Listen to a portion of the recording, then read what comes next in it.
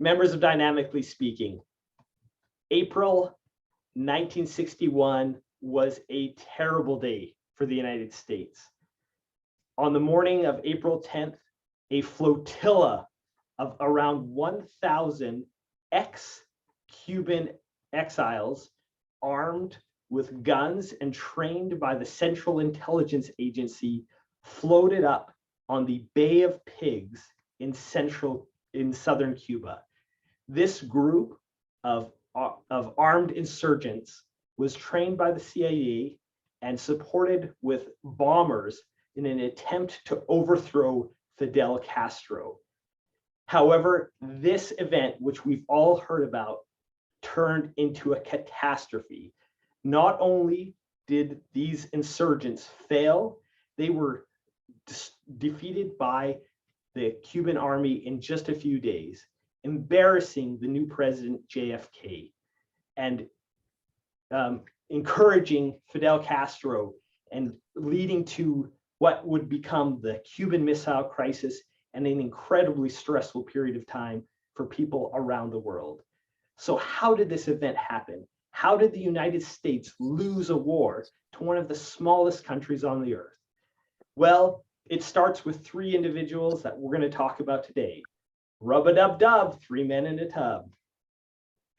First, we got this man, John F. Kennedy, the youngest president of the United States. In January 1961, he was elected as the Democrat president. John F. Kennedy, or known as JFK, promised in his election that they would have better relations with Latin America. His goal was to improve some of this heavy-handed American tactics. Second individual we have is Allen Dulles. This was a tenured director of the CIA. Dulles had been in since 1951. He had served under Truman, Eisenhower, and now JFK. He had successfully been part of US coup d'etats influenced around the world. When American interests were in question, Dulles helped insurgents in those countries overthrow leaders. Iran in 1953, Guatemala in 1954, and others around the world, including Indonesia and Brazil.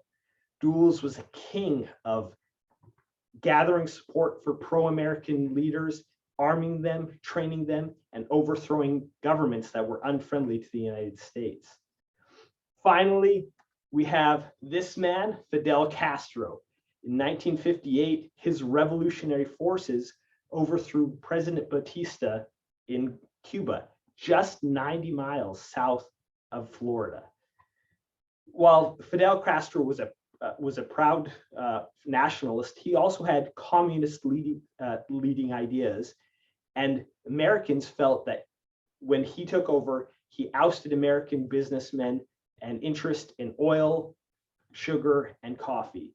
And Dulles was convinced that Fidel Castro presented a risk to America. So what happened? Just weeks after JFK took over as president of the United States on his promise to improve Latin American relations, Allen Dulles sat down in JFK's office and told him, "We need to overthrow Fidel Castro." JFK was not convinced, but in the following weeks, they had several conversations, and just 5 months into JFK's tenure as president, there was the botched Bay of Pigs incident, which led people to believe JFK was a liar, that he indeed intended to influence sovereign countries in Latin America, and that he was weak because the Bay of Pigs, America had lost to Cuba. But let's explore what really happened here. What the true thing is this was a failed feedback opportunity or an evaluation. That's what it really is.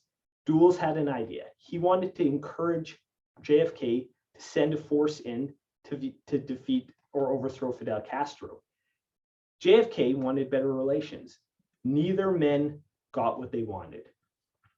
We don't know everything about the conversation, but we do know from writings of both individuals some thoughts about what happened. When Dulles initially presented his idea, JFK said no. He didn't really understand why Dulles wanted to overthrow. He didn't understand the true reason. And he gave Dulles the mandate, come back with another idea. Really vague feedback. Dulles, on the other hand, didn't really understand what JFK was trying to do, how he was trying to change his philosophy. So Dulles had really poor feedback for JFK. He was just pushing his agenda. In the end, Dulles convinced JFK to send a force. Dulles wanted a show of force. They wanted naval support. He wanted a good air force to bombing, and he wanted not only Cuban insurgents, but American forces to make sure it was a quick and clean overthrow. JFK didn't listen, and they gave soft feedback. So in the end, it was a really small force of just Cuban exiles, around 1,000, and this force was easily defeated by the Cubans. It was an embarrassing failure. So let's explore how we can improve feedback, because we don't want the nasty waving finger of a failed experiment in our lives. Today, I've taken the opportunity to pull up an example feedback forward provided by Toastmasters. I hope we've all seen this. If you haven't, I recommend you talking with your mentor to make sure you can have access to this form. This form is a good way to understand what the speech's objectives are and how to make an evaluation. Included on this form are some specific areas that general speeches are designed to look for. And this is a good area to really get some good starting points on understanding evaluations, some areas you can specifically bring out. So I encourage you to all look through this form and understand it. But today I want to explore two methods that are commonly used here at Dynamically Speaking, or in Toastmasters in general, to give feedback, because that can be the really an intimidating part. How do I give the feedback? So two methods that we're going to do. First, we're going to talk about what we need to do, and then the two methods. What is important? We need to understand what the speaker is trying to achieve. That's what JFK and Allen Dulles failed to do. They didn't understand the objectives of each other. Dynamically speaking, we always encourage you to connect with the speaker in advance, to understand what their personal goals are, not just the generic goals. So maybe they're wanting to improve their speech cadence or their volume. So that's a really good specific information to have. So I always encourage to connect with the speaker in advance. Second, of course, is listen. We just want to hear what they are trying, pay attention to the speech and pull out specific information. When we write down something specific, the value here is it's not just a generic evaluation where we're saying some pretty things and it's really focused on you. Having one or 2 points specifically that the speaker said and how that impacted you, or what it made you think about, or how it made you feel, is maybe the most important thing. It doesn't have to be everything. We don't have time for a 10-minute evaluation, but taking 1 or 2 points that are specific can make a huge impact. And finally, let's review a couple of templates that are helpful. I don't know about you, but doing a speech evaluation can be awfully intimidating. So having some templates or ways to kind of create our delivery can be super helpful. So today, we're going to look at two. The sandwich method first. The sandwich method is pretty simple. When giving an evaluation, you say something positive, something that you really liked, followed by something you may want to work on. Again, we don't do negative feedback here at Dynamically Speaking. Something we want to encourage them, but just something we all want to be better. We're not here just to get pats on the back, but we want to encourage people to be cognizant and improve. So something that they can improve on. And the final thing is following that up with some more positive feedback. The sandwich method is a great way to give feedback. It's easy to remember and it works well. Toastmasters also in the general evaluation form has the general comments feedback loop, which is similar, but they encourage something you excelled at, so something positive, something you may want to work on, which really is feeling like about a piece of their speech that was good, but could have been better. Perhaps it was the wording, perhaps it was a concept that you didn't understand, or they rushed through that you want them to pause more. The final is something that they want to challenge at. I often think of this as an opportunity to see them, you see them as an evaluator, what you want, how you can envision them really improving in the future. So something that maybe over the next 2 or 3 speeches that they could really work on. I love these templates and encourage you to use them as a way to improve evaluations. Fellow Toastmasters, I appreciate this opportunity I've had to share some thoughts with evaluations. It's something we can all improve on, and I know it's a great opportunity for us to grow as a club. Maybe you're feeling like, hey, I haven't done an evaluation for a while, and I hope using templates and some of these thoughts will just give us an opportunity to make us all feel comfortable doing evaluations. Now, I'm running a little over time, so I want to ask quickly, does anybody have any questions or thoughts they want to share with our group?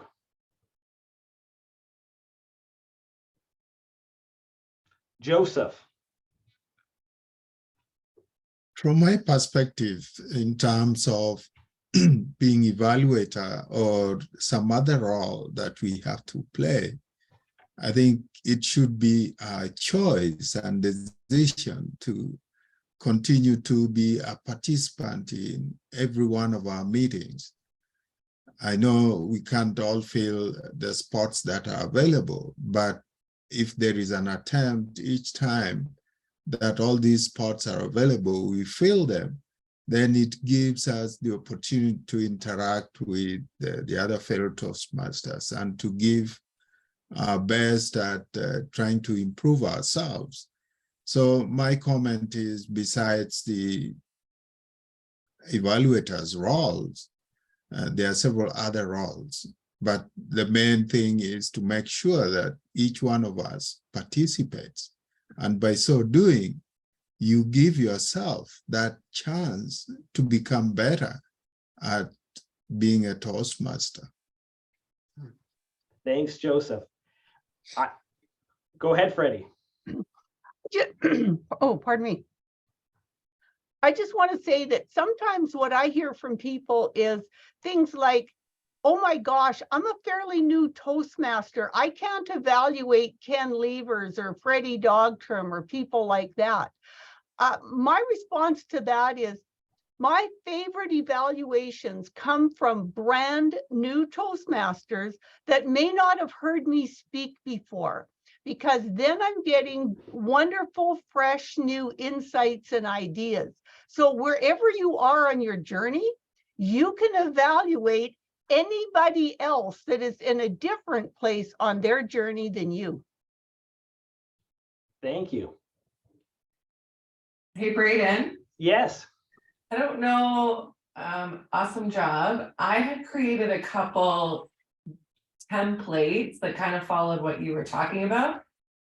Do you want me to share them in here? I just actually saw if I could find them, and I don't delete anything. Yeah, share them in the chat. Is that what you're saying, Misty? That would be I can drop them in if you want. Yeah, that would be a great idea. So these templates are just 2 different evaluation templates that you can use going forward. So I'll reshare them because it's been like probably 8 months since this was done. So thank you, Ken, and then Joelle. In the 4-H club, you learn to do by doing. And one of the things about evaluations is your next one is always going to be better than the one you've just given. Please be frank, like Freddie says. It's your impressions of the speech. One of the briefest evaluations I've ever had, and I know I've mentioned this before, someone said to me, your opening and conclusion were too far apart. That's pretty frank.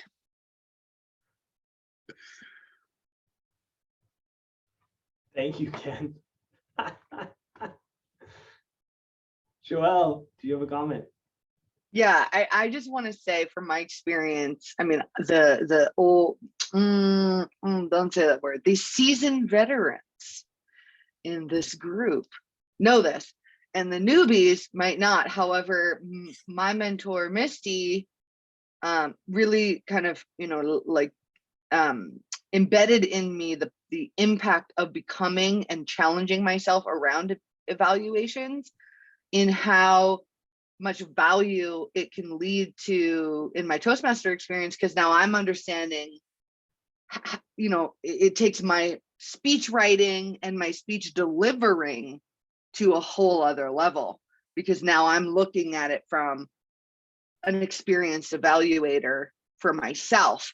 So I feel like it just gives you a whole other level and a compass to operate from, and life skills and work skills. It's really, really highly transferable. And so I would love to see all of our newbies kind of sinking their teeth into more eval roles, because like Freddie said, we don't have to be, I used to think that too. Well, I haven't done enough speeches to evaluate XYZ person or anybody really. And that's just not true. So thank you. That's so true. It's probably one of the things we learn the least in life. Jill, it looks like you have a hand up. Yeah, so I want to just reinforce exactly what Joelle was saying, and I put it in the chat box earlier when evaluations first came up as an educational session today, that taking on the role of evaluation is not just for the benefit of the speaker.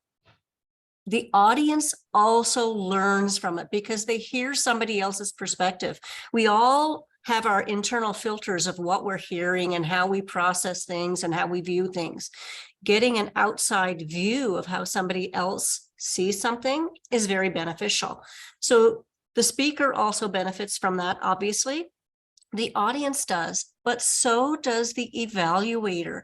You're honing a skill set that can be transferred to all different parts of your life.